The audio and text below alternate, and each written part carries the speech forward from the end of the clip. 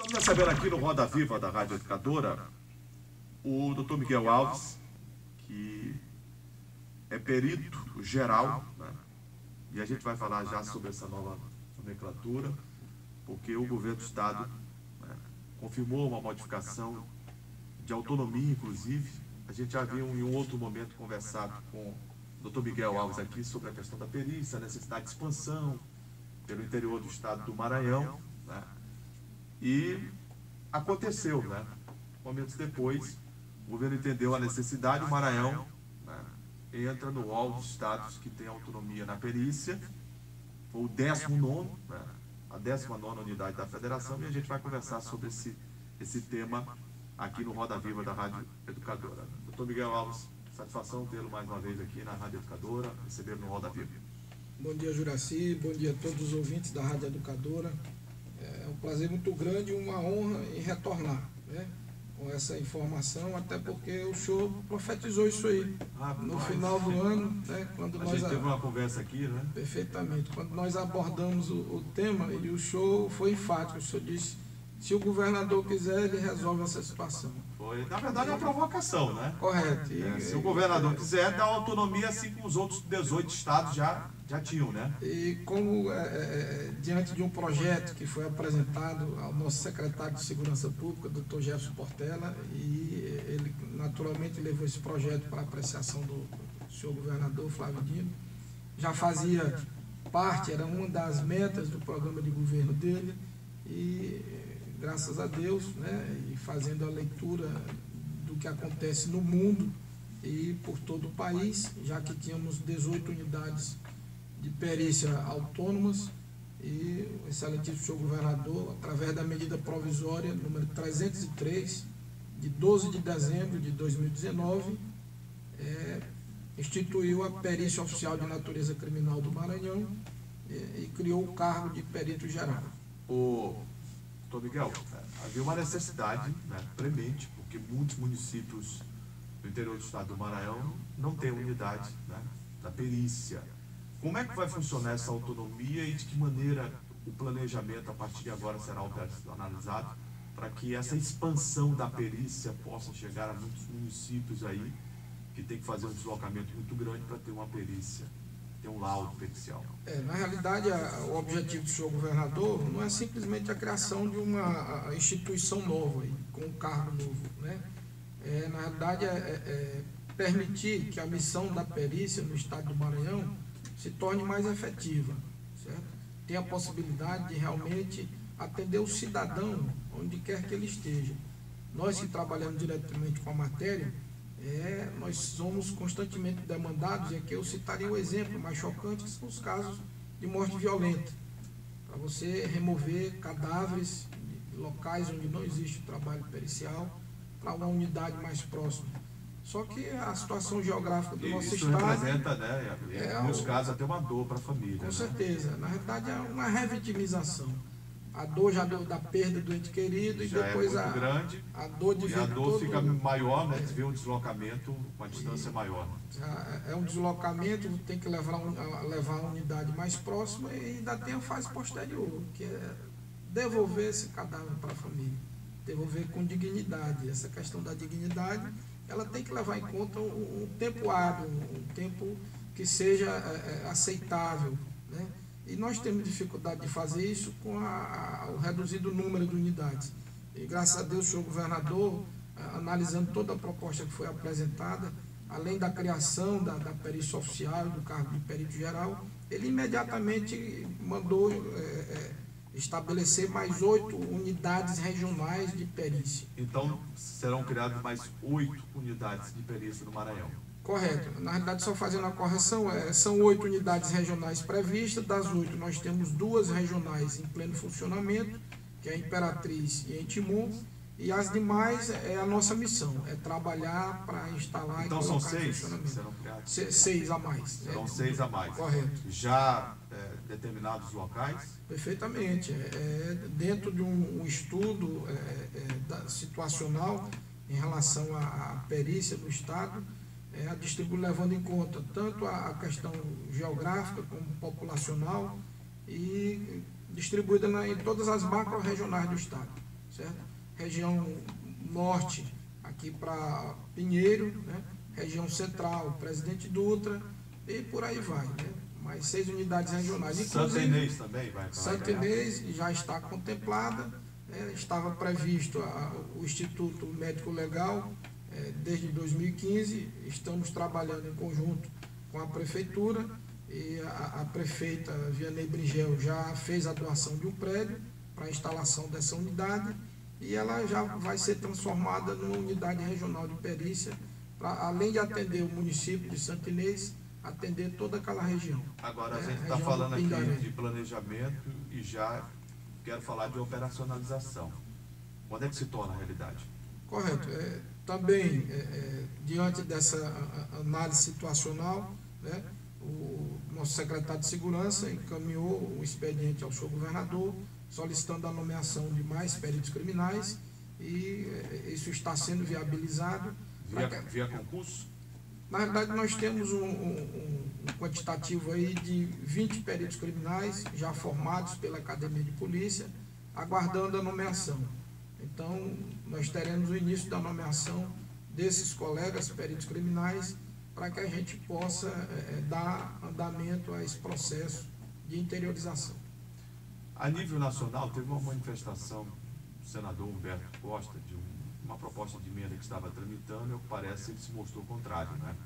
Perfeitamente. É uma infeliz surpresa para todos nós que compomos os órgãos periciais em todo o país, né?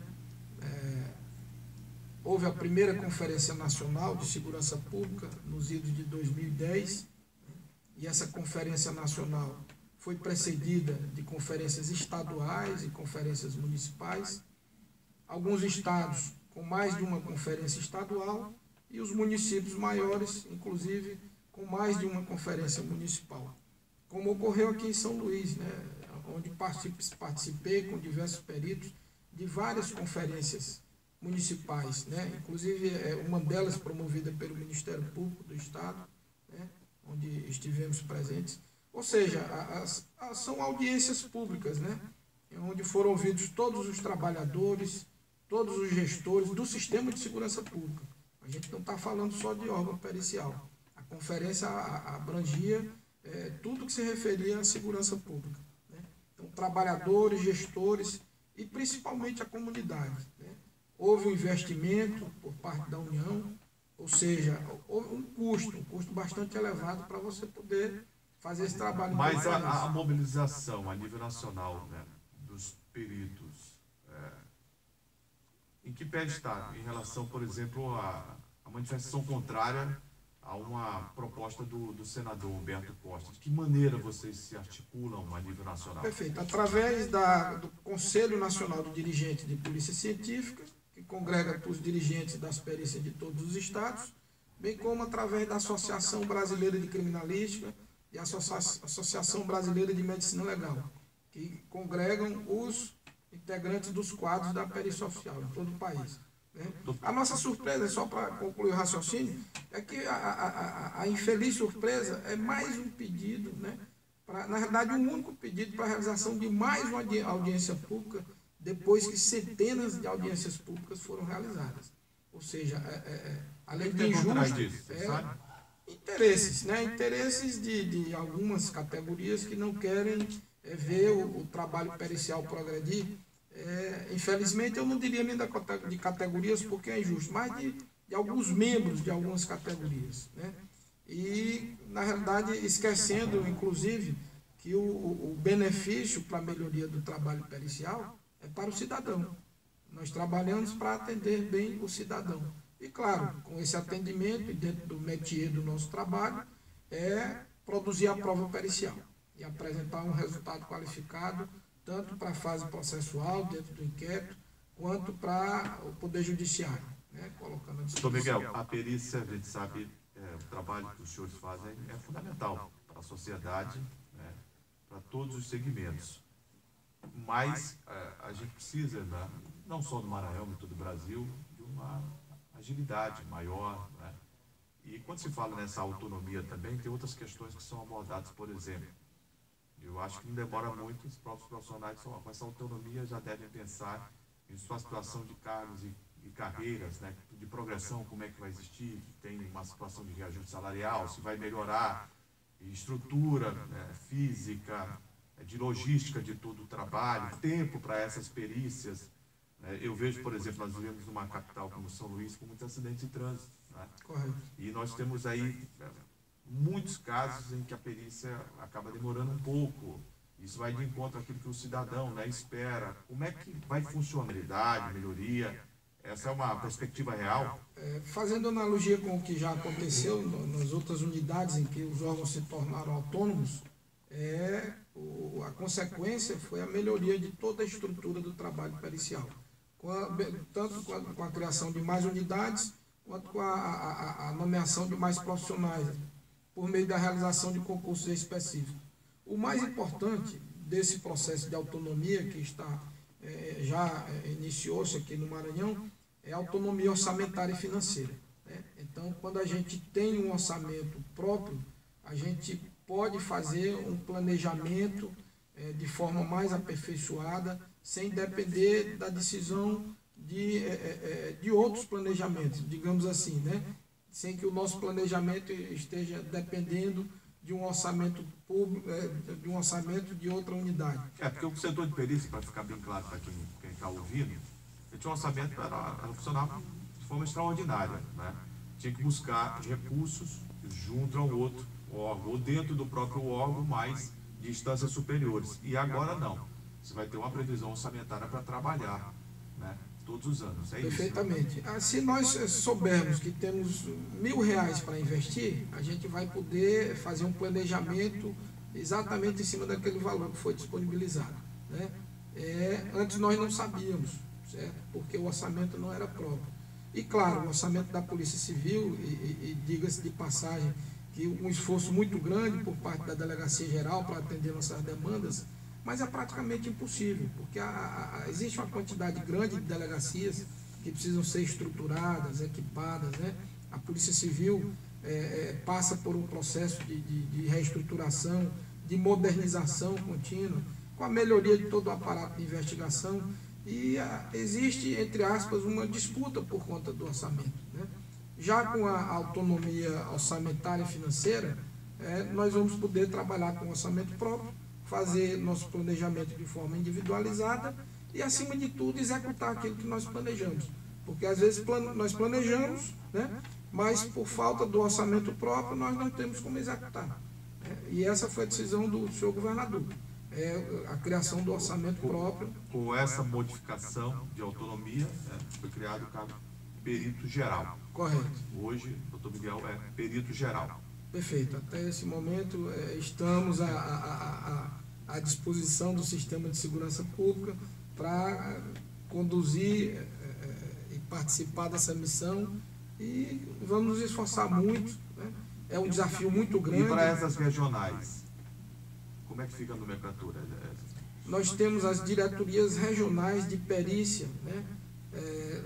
Levando a denominação de cada macro-região do Estado. Então, nós temos a diretoria regional da região Tocantina, temos a diretoria regional da região dos Cocais, teremos a diretoria... Nós tivemos uma reorganização, né? Total. Isso aí, para nós que estamos no dia a dia do trabalho, sabemos exatamente o que representa, né?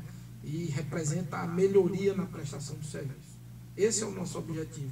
Todas essas outras situações que o senhor colocou, que fazem parte de um processo de aperfeiçoamento, a reestruturação, a aquisição de equipamentos e insumos, inclusive a preocupação dos servidores também pela melhoria salarial. E tudo isso está sendo avaliado por nosso governador. Vai ser cobrado, com certeza. Já estou... A partir da autonomia, né? Com certeza. Eles vão dizer, agora tem dinheiro, agora... Mas é importante e é justo a gente destacar que, mesmo antes da criação do órgão de perícia oficial, havia um esforço muito grande dos profissionais de perícia, peritos criminais, médicos legistas, odontolegistas, farmacêuticos legistas, né? Auxiliares de perícia criminal, auxiliares de perícia médico-legal e de todo o corpo administrativo, para oferecer sempre um melhor serviço para a população. E diante desse esforço, nós temos resultados consideráveis, né?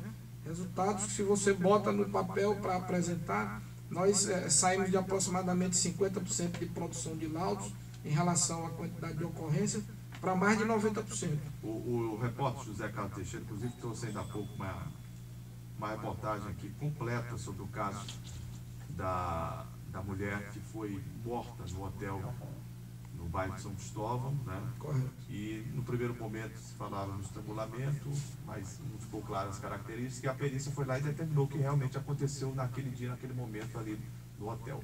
Daí a importância, né? A relevância desse trabalho, né? Correto. E diante dessa importância e diante de todo o trabalho que vem sendo feito ao longo do tempo, e eu vou destacar a partir de 2015, que quando começamos a gerir e acompanhar e apresentar dados, né?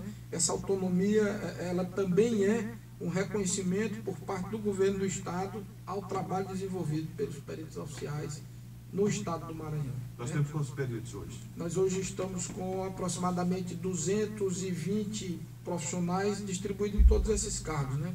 Alguns em processo de aposentadoria e... Então são mais de 200, né? Correto. Mas são poucas regionais. Vai convir comigo que são 8, quer dizer, são 2 e nós vamos ter mais 6. Mais né? 6. Então, nós precisamos que esse processo de expansão aí, né? Precisamos, inclusive, fazer um concurso específico. Essa também era outra dificuldade. Por exemplo, e tem previsão de concurso? Foi conversado já? Já foi conversado, já foi apresentada a demanda. A gente vem desse planejamento já há algum tempo, né? Então, isso é todo um processo. E o próximo passo é a realização desse concurso. Será que dá para 2020 ainda? Acredito que pelo menos o start para a publicação, a contratação de empresa, de edital, seja possível. A realização do concurso em si demanda um pouco mais de tempo. E a intenção seria um concurso para quantas vagas? Olha, primeiro, só para ficar bem claro, uma das dificuldades, quando se fazia um concurso para a Polícia Civil, nós disputávamos a quantidade de o número de vagas com os delegados, investigadores e escrivães. A partir dessa autonomia, vai nos possibilitar fazer um concurso específico para a perícia oficial. E além do concurso específico para a perícia oficial, vai nos permitir fazer um concurso específico por área do conhecimento, né? Eu vou citar o exemplo aqui mais gritante, que hoje Instituto de Perícias para Criança e Adolescente, que necessita de uma quantidade maior de profissionais, peritos criminais com graduação em psicologia, em serviço social e de médicos legistas também. Então nós poderemos fazer um concurso específico para essas áreas do conhecimento, assim como para os outros institutos, para o Instituto de Criminalística. Nós necessitamos de mais peritos criminais, por exemplo, para atuar na área do meio ambiente. São formações específicas. Os biólogos, os engenheiros civis, né? Químicos, engenheiros químicos. Então, uma gama muito grande de profissionais que desempenham essas atividades por área de conhecimento. E assim os concursos têm que ser realizados, levando em conta a necessidade da instituição, né?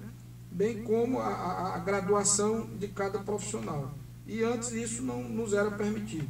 E a partir da finalização desse processo de autonomia, é uma medida provisória, vai ser submetida à apreciação do Poder Legislativo, e aqui a gente já faz o apelo aos excelentíssimos senhores deputados para que vejam com sensibilidade a necessidade da evolução, da modernização de todo o aparelho pericial, para que a gente implemente o mais rápido possível, transforme essa medida provisória em lei, efetivamente, né? Embora já com eficácia imediata, mas a necessidade de ser transformada em lei, da edição da lei.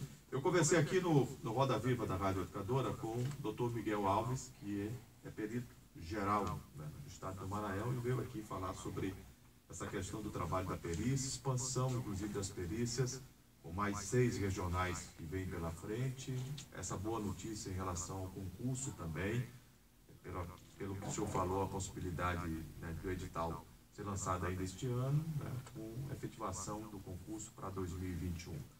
Doutor Miguel, muito obrigado por ter vindo aqui, obrigado pelo esclarecimento, pelas informações ao Roda Viva da Rádio Educadora. Muito obrigado, Juraci, a toda a equipe da Rádio Educadora. E eu gostaria de finalizar fazendo um apelo ao senador Humberto Costa. Retire esse pedido de audiência pública, o pernambucano, que o senhor está fazendo é um desserviço para a sociedade. O senhor está impondo mais um custo para a nação brasileira que é desnecessário. Porque tudo isso já foi feito. Basta o senhor fazer uma pesquisa rápida, por qualquer meio que o senhor escolher, e se for o caso, consultar qualquer dos entes que trabalham com perícia no país, que ele vai ter essa informação de forma imediata. Muito obrigado. Está feito o apelo. Comecei aqui.